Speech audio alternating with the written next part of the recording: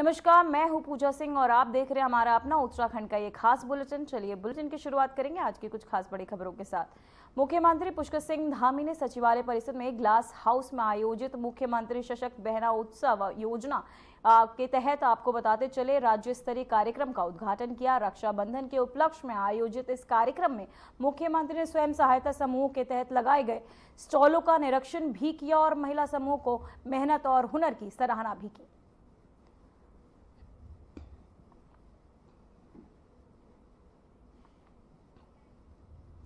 तो वहीं देहरादून में मुख्यमंत्री पुष्कर सिंह धामी का दोहरा संदेश सामने आया। एक और मुख्यमंत्री ने मुख्यमंत्री सशक्त बहना उत्सव योजना के तहत महिलाओं के आर्थिक सशक्तिकरण की बात कही। वहीं दूसरी ओर मौसम विभाग के तहत जारी 5 दिवसीय अलर्ट को लेकर सभी जिलाधिकारियों को सतर्क रहने के निर्देश भी दिए। साथ ही मुख्यमंत्री ने आपदा की आशंका के मद्देनजर राहत और बचाव कार्यों की समय पर तैयारियों पर भी जोर दिया। मुख्यमंत्री सशक्त बहना उत्सव योजना ये 2023 में ये योजना प्रारंभ की गई और इस योजना का मुख्य हेतु मुख्य उद्देश्य ये था कि जो हमारी बहनें राज्य के अंदर अनेक स्वयं सहायता समूह के माध्यम से अपने उत्पादों के माध्यम से बहुत अच्छे अच्छे उत्पाद बना रहे हैं। जैसे ये मैंने ये पहना हुआ है, ये हमारे यहाँ बद्रीनाथ जी में अन्य मंदिरों में जो फूल इत्यादि जो चढ़ते हैं उससे निकाला हुआ बना है और इसकी मांग फूलों से पूरी तरह से ऑर्गेनिक है, कहीं पर कोई केमिकल यूज नहीं है और शानदार है, इसकी डिमांड हो रही है। इसी प्रकार से बहुत सारे उत्पाद आज चाहे वो हाउस ऑफ हिमालय ब्रांड हो, हिलांस हो या हमारे अन्य उत्पाद अन्य जो भी नाम हैं उन नामों की बने हुए उत्पादों की मांग आज पूरे देश और दुनिया में हो रही है। और हमारी जो बहनें हैं उनके अंदर इतना कौशल है, इतना परिश्रम करती हैं और काम में इतनी सफाई है कि मैं सच बताऊं तो बहुत बार मैंने कहा है कि हमारी बहनें इस कार्य में, उत्पाद बनाने में, उत्पादन में, निर्माण कार्यों में मल्टीनेशनल कंपनियों से भी अच्छा काम कर रही हैं। उनको एक अच्छा बाजार मिले, अच्छी विपणन की व्यवस्था उनकी हो, उनका बनाया हुआ जो सामान है वो आसानी से मार्केट में लोगों के लिए उपलब्ध हो, उसके लिए स्थान मिले, उसी के लिए हमने मुख्यमंत्री सशक्त उत्सव बहना योजना प्रारंभ की है और अभी तक 7 करोड़ का लगभग विपणन हमारी बहनों का इसके माध्यम से हो चुका है। आगे भी हमारा प्रयास होगा, हर प्रकार से उनको प्रोत्साहित करें, उनके जो उत्पाद हैं उनको मार्केट में उपलब्ध कराएं। देखिए, अभी 2 दिन पहले आदरणीय प्रधानमंत्री जी ने सभी देशवासियों को भी संबोधित करते हुए कहा है कि हमको अब सारे स्वदेशी उत्पादों को ही अपनाना है। अपने जीवन में उपयोग में आने वाले, घर में उपयोग में आने वाले, कार्यालय में उपयोग वाले, दैनिक जीवन में जहाँ भी हमको जो भी सामग्री का उपयोग करना है वो सारी की सारी सामग्री हमारी स्वदेशी होनी चाहिए। उसी की तर्ज पर हमने उत्तराखंड में पहले से ही ये कहा है कि जितने भी हमारे सरकारी कार्यक्रम होंगे और उन सभी कार्यक्रमों में जो हमारी बहनों के द्वारा स्वयं सहायता समूह के द्वारा बनाए गए उत्पाद हैं उन्हीं उत्पादों को मोमेंटो इत्यादि के रूप में जो है लोगों को भेंट किया जाए और उसका एक शासनादेश भी निकला है। उसको व्यवहारिक रूप से भी हम लोग प्रयास करेंगे कि पूरी तरह से लागू हो। आज प्रातःकाल ही मैंने सभी जिलाधिकारियों के साथ बैठक करी है और सभी को निर्देश है कि इस समय में जो है पूरी तरह से अलर्ट मोड में रहना है, क्योंकि अगले 5 दिन आपदा की दृष्टि से और मानसून की दृष्टि से काफ़ी अलर्ट मौसम विभाग ने कहा है कि अलर्ट है। तो उसमें सभी आपस में समन्वय करें। हर जगह पर जहाँ जल भराव हो रहा है, रोडें डिस्कनेक्ट हो रही हैं, भूस्खलन हो रहा है, पुल ध्वस्त हो रहे हैं या बिजली की लाइनें हैं, पानी की लाइनें हैं, अन्य व्यवस्थाएं हैं, दवाइयाँ हैं, उन सभी का जो है समन्वय करके लोगों को राहत पहुँचाने का काम और रिस्पॉन्स टाइम बहुत जल्दी हो उसकी व्यवस्था करें और जो एनडीआरएफ, एसडीआरएफ सभी से लगातार समन्वय करते हुए जहां पानी का जल भराव ज़्यादा हो रहा है या नदियों का जल स्तर बढ़ रहा है उनके किनारे रहने वालों के लिए पहले से ही जो है अन्य स्थानों पर व्यवस्था की जाए और सभी अलर्ट मोड में रहें। नहीं, अभी 2 दिन पहले हमने बैठक करी है और हमारा प्रयास होगा कि स्वास्थ्य व्यवस्थाएं हमारी जो है अच्छी हों और इस काम को जो है हमारे सभी लोग मिलकर हम लोग अच्छा करेंगे। सारे स्वास्थ्य विभाग के लोग भी करेंगे और सब लोग उसमें सहयोग करेंगे। सारे जिलाधिकारियों को भी आज भी निर्देश दिए हैं कि अस्पतालों का भी वो जाकर निरीक्षण करें, अस्पतालों की व्यवस्थाओं को भी देखें। तो वहीं हरिद्वार के भूपतवाल से श्री ब्रह्मा निवास आश्रम में आध्यात्मिक वातावरण के बीच 50वें ऋणबाड़ दिवस का आयोजन किया गया। इस विशेष अवसर पर उत्तराखंड के मुख्यमंत्री पुष्कर सिंह धामी ने कार्यक्रम में सहभागिता की। वहीं मुख्यमंत्री ने संतों के चरणों में श्रद्धा अर्पित करते हुए कहा कि संत परंपरा की भारतीय संस्कृति की आत्मा है। वहीं मुख्यमंत्री ने आश्रम के तहत किए जा रहे सेवा कार्यों की प्रशंसा करते हुए ऐसे प्रयास समाज को आध्यात्मिक चेतना से जोड़ते हैं कहा। साथ ही इसी दौरान मुख्यमंत्री ने एक बड़ा सांस्कृतिक संदेश भी दिया। उन्होंने कहा कि प्रधानमंत्री नरेंद्र मोदी के नेतृत्व में आज पूरी दुनिया में सनातन संस्कृति का डंका बज रहा है। हमारी प्राचीन जीवन शैली, दर्शन और परंपराओं को अंतर्राष्ट्रीय स्तर पर मान्यता मिल रही है।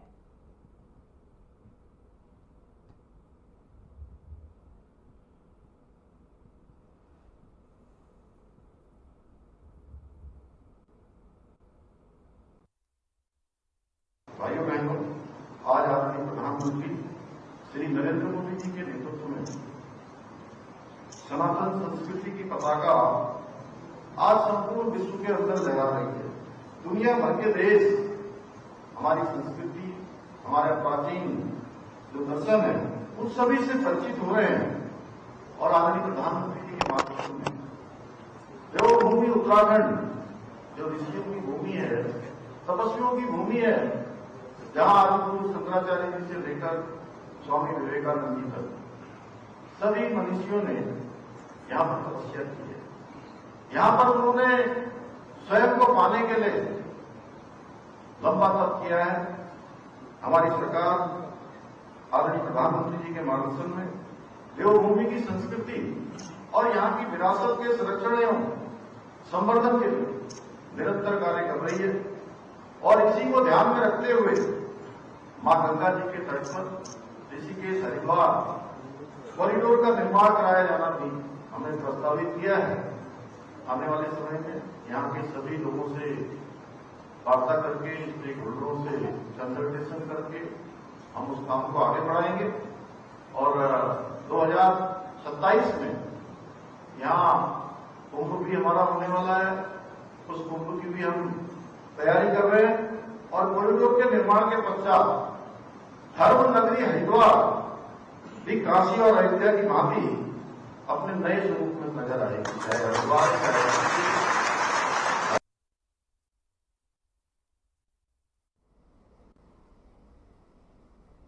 तो वहीं सीएम पुष्कर सिंह धामी ने श्री ब्रह्मा निवास आश्रम हरिद्वार में आयोजित 50वें निर्माण दिवस समारोह में मौके पर संत परंपरा और सनातन संस्कृति को लेकर भावुक बयान दिया है। मुख्यमंत्री ने कहा कि 50वां निर्माण दिवस केवल एक आयोजन नहीं बल्कि सेवा, त्याग और परंपरा का प्रतीक भी है। साथ ही उन्होंने कहा कि गद्दी परंपरा, सेवा परंपरा और बलिदान की परंपरा सनातन की संस्कृति की जड़ें हैं। साथ ही ऐसी संस्कृति जो हर व्यक्ति तक पहुंचने और सबके कल्याण की भावना से जुड़ी हुई है। वहीं सीएम ने यह भी कहा कि संतों की ये विरासत आज भी जीवंत है और उनके सारे कार्य इन्हीं परंपराओं के माध्यम से आगे बढ़ाए जा रहे हैं। वहीं सीएम धामी ने संतों के प्रति श्रद्धा व्यक्त करते हुए कहा कि ये परंपरा न केवल अध्यात्म की राह दिखाती है बल्कि समाज को जोड़ने का कार्य भी करती है। हमारे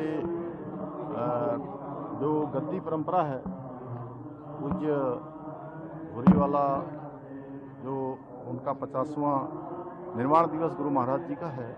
और ये गद्दी परंपरा सेवा की परंपरा है, त्याग की परंपरा है और सनातन संस्कृति के संभावक के नाते जन जन तक पहुंचने की परंपरा है। इसके माध्यम से लगातार उनके जो किए हुए काम थे, सेवा के काम, शिक्षा के क्षेत्र में, समाज के क्षेत्र में, उन सभी को ये परंपरा आगे बढ़ा रही है। मैं आज इस 50वें महानिर्वाण दिवस पर गद्दी भूरीवाला पूज्य महाराज जी का उनको बहुत नमन करता हूँ और ये परंपरा आगे बढ़ती रहे। इसके कारण से अनेक लोगों को जिनको सेवा की आवश्यकता है, सहायता की आवश्यकता है, आगे बढ़ने की आवश्यकता है, उन सभी को आगे बढ़ने का अवसर मिलता है।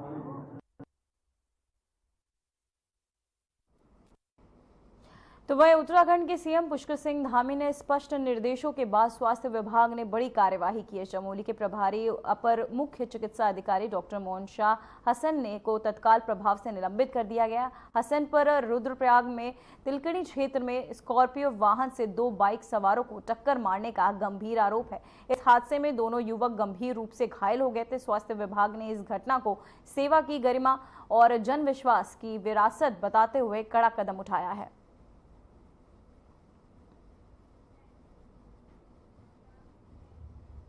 तो वहीं संसद का मॉनसून सत्र एक बार फिर विपक्ष के भारी हंगामे की भेंट चढ़ गया। एसआईआर मुद्दे को लेकर विपक्ष ने आज जोरदार हंगामा किया, जिस कारण सदन की कार्यवाही दोपहर 2 बजे तक स्थगित करनी पड़ी।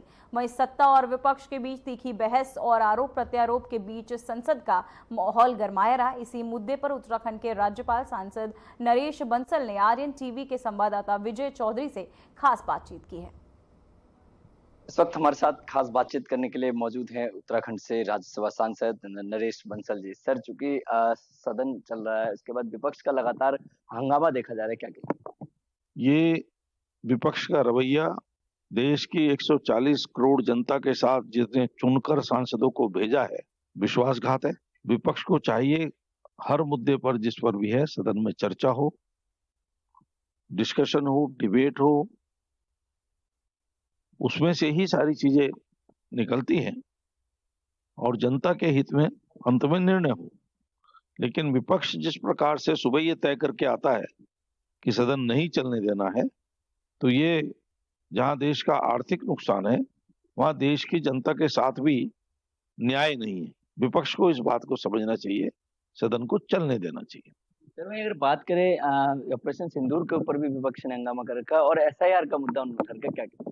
विपक्ष वो मुद्दे उठाता है जिससे देश की एकता, देश की अखंडता, देश का एकजुट होना ये कमजोर पड़ता है और पाकिस्तान को जिससे लाभ होता है, ऐसे मुद्दे विपक्ष इस प्रकार का रवैया अपनाता है कि वो पाकिस्तान को जो सूट करते हैं वो भाषा वो बोलते हैं। जहां तक एसआईआर का सवाल है, इस संबंध में चुनाव आयोग एक स्वतंत्र वैधानिक संस्था है। उनको कोई शिकायत है तो चुनाव आयोग में जाना चाहिए, चुनाव आयोग से बात करनी चाहिए।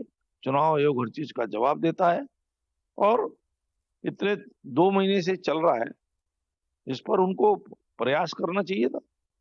कोई गलत नाम छूटे नहीं, कोई सही नाम छूटे नहीं, गलत नाम जुड़े नहीं। ये प्रयास में सबको सहयोग करना चाहिए, चाहे सत्तारूढ़ दल हो चाहे विपक्ष हो।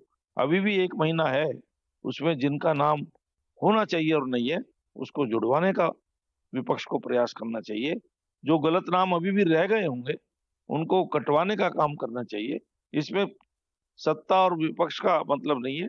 लोकतंत्र के लिए सभी को एकजुट होकर के सही वोटर लिस्ट बने, सही मतदाता सूची बने, इसके लिए प्रयास करना चाहिए। एक सवाल और है, आज चूंकि सदन सत्र चलता है लेकिन बीच में ही स्थगित कर दिया जाता है, तो इसमें क्या लगता है नुकसान नहीं हो रहा?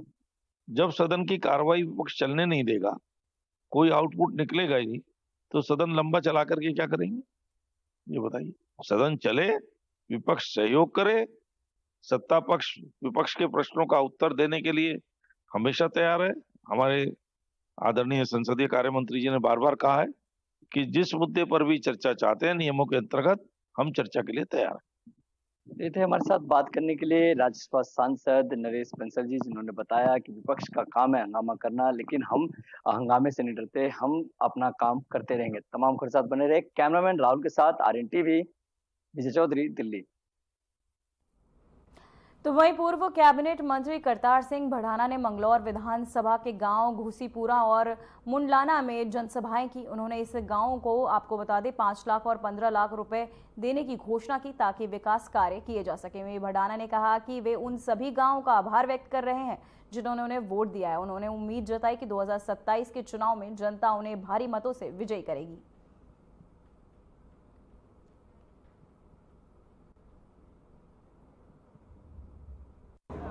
रघुकुल रीत सदा चली आई, प्राण जाए पर वचन न जाई।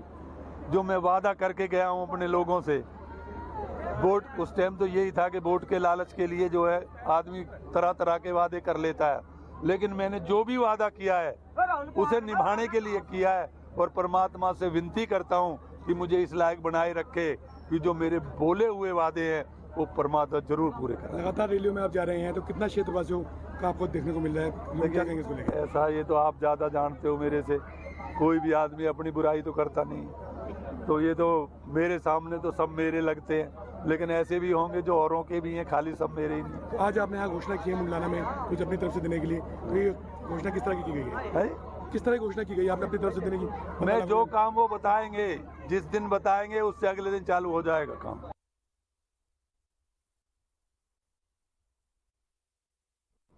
तो वहीं देहरादून से खबर सामने आ रही है, जहां देहरादून में हुई बड़ी कार्रवाई। चमोली के प्रभारी सीएमओ डॉक्टर शाह हसन ने लंबित नशे में हादसे के बाद तत्काल सस्पेंशन। सीएम धामी के निर्देश पर कार्रवाई स्वास्थ्य विभाग ने की। वहीं अनुशासनिकता को लेकर ये कार्यवाही की गई है।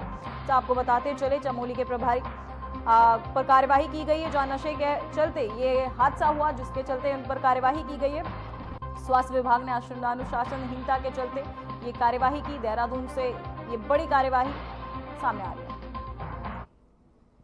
तो वहां हरिद्वार में आपको बता दें, एसएसपी प्रेम सिंह ने डोभाल ने पुलिस परिवारों के बच्चों के लिए एक हाईटेक लाइब्रेरी की सौगात दी है। ये लाइब्रेरी पुलिस लाइन में बन रही है, जिससे प्रतियोगी परीक्षाओं की तैयारी के लिए जरूरी किताबें होंगी। डीएम मयूर दीक्षित ने एसएसपी डोभाल ने भूमि पूजन किया और प्रोजेक्ट की वीडो आपको बता दें वी गार्ड कंपनी के सहयोग से तैयार किया जा रहा है।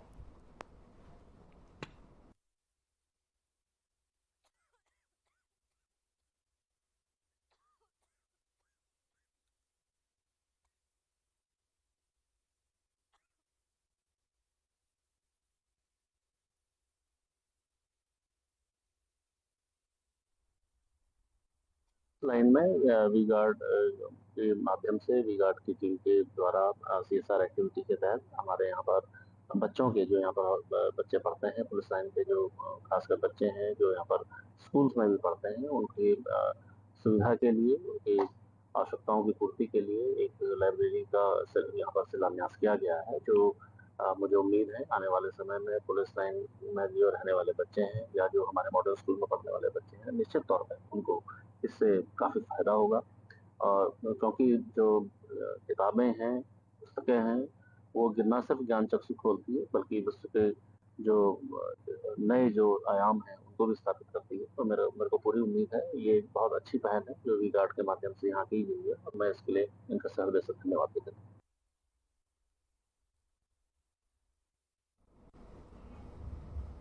तो वहीं बाजपुर एक बार फिर बाढ़ की त्रासदी झेल रहा है और इस बार तबाही की कीमत एक मासूम की जान से चुकानी पड़ी है। तस्वीरें घटनाएं दिल दहला देने वाली हैं। वहीं उफनती नदियां, डूबती गलियां और ऐसा दर्द जिसे शब्दों में बयां करना मुश्किल है। हर साल की तरह इस बार भी तैयारियों के दावे पानी में बह गए। वहीं आपको बताते चले, लवेड़ा नदी में रौद्र रूप ले लिया है और जब तक सिस्टम हरकत में आता तब तक एक 11 साल का मासूम इस दुनिया को अलविदा कह चुका था।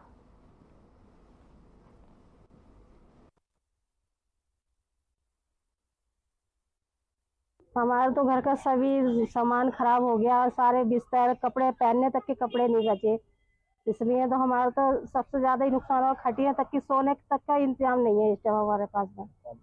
जो हमारे पास में खाने तक का भी कुछ ऐसा इंतजाम नहीं है। जो हमारा सारा आटा चावल भी कल पानी में बह गया सारा। वर्तमान में जो स्थिति है वो कंट्रोल में है, अभी पानी उतरा हुआ है और कल की बाढ़ के बाद अभी साफ सफाई का कार्य चल रहा है वहाँ पर। इसके अतिरिक्त चेक वितरण का कार्य भी प्रारंभ करा दिया गया है। लगभग 200 परिवार इसमें प्रभावित हुए हैं। अभी तक जो हमारे द्वारा आकलन किया गया है लगभग 200 परिवार। खमरिया क्षेत्र में बड़े दुर्भाग्य की बात है कि खमरिया क्षेत्र में एक 11 वर्ष के बालक जिनका नाम यश था, उनके डूबने की सूचना प्राप्त हुई। उसमें भी तत्काल आवश्यक कार्यवाही करते हुए उनको सहायता राशि उपलब्ध करा दी गई। वर्तमान में जो हमें सबसे ज्यादा प्रभावित क्षेत्र दिखा है वो ये हमारा इंदिरा कॉलोनी का क्षेत्र है, राजीव नगर का क्षेत्र है, उधर झारखंडी का क्षेत्र है। तो उसमें सिंचाई विभाग को तत्काल निर्देशित किया गया है कि जो भी हमारे नदी तट है उस पर कुछ बैग्स में सैंड भर के उसमें तटबंध को थोड़ा ऊंचा किया जाए, ताकि अगर पानी का फ्लो बढ़ता है तो कम से कम वो आबादी क्षेत्र की तरफ अपना रुख न करे। बेसिकली अगर हम यहाँ की बात करें बाजपुर की, तो बाजपुर में लेवड़ा नदी में जो जल आता है वो जंगलों की बारिश से होकर आता है। तो कई बार ऐसा होता है कि जंगल की बारिश में हम लोगों को अचानक से ऐसा पता नहीं चलता कि जंगल जनरली अगर कहीं से पानी छोड़ा जा रहा है या बारिश उस तरह से हो रही है तो पता चल जाता है।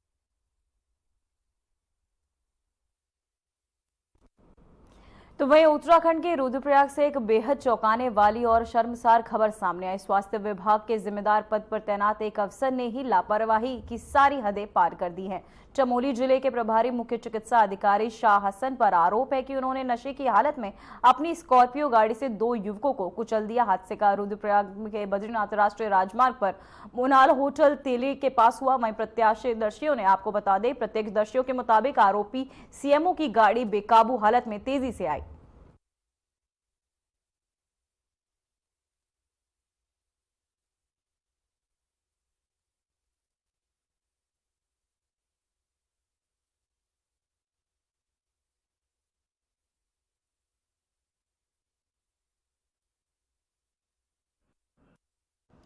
तो वहीं उत्तराखंड की सियासत से जुड़ी एक चौंकाने वाली ठगी की खबर सामने आई है, जहां हरिद्वार के पूर्व विधायक कुंवर प्रणव सिंह चैंपियन की पत्नी रानी देवयानी सिंह लाखों की ठगी का शिकार हो गई हैं। देहरादून के डानवाला थाना क्षेत्र में हुई इस ठगी को लेकर रानी देवयानी ने बकायदा पुलिस में एफआईआर भी दर्ज करवाई है। देवयानी का आरोप है कि देहरादून निवासी प्रदीप अग्रवाल, उसके छोटे बेटे परेश अग्रवाल और भतीजे सनी अग्रवाल ने निवेश के नाम पर उनसे करीब 47 लाख रुपए की ठगी की है। वहीं इतना ही नहीं, देवयानी सिंह का दावा है कि आरोपियों ने उनके फर्जी हस्ताक्षर कर शिवम माइंस एंड मिनरल्स नाम की कंपनी के लिए एक फर्जी डीड भी तैयार कर डाला है।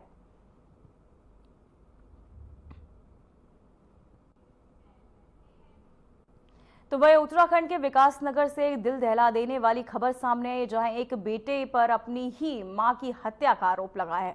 मामला विकासनगर के रामबाग इलाके का है, जहां एक घर में संदिग्ध परिस्थितियों में आग लग गई और उस आग की चपेट में आकर 81 वर्षीय महिला आपको बता दें सुरेशी देवी उर्फ वंदना राणा की मौत हो गई। शुरुआती जांच में ये कोई तथ्य सामने आया कि हादसा नहीं बल्कि हत्या का मामला बताया जा रहा है।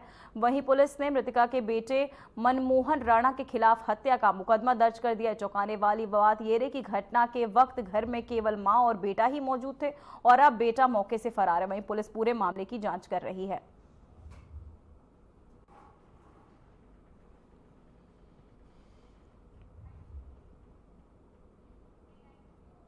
फिलहाल खबरों में बस इतना ही। मुझे दीजिए इजाजत। नमस्कार।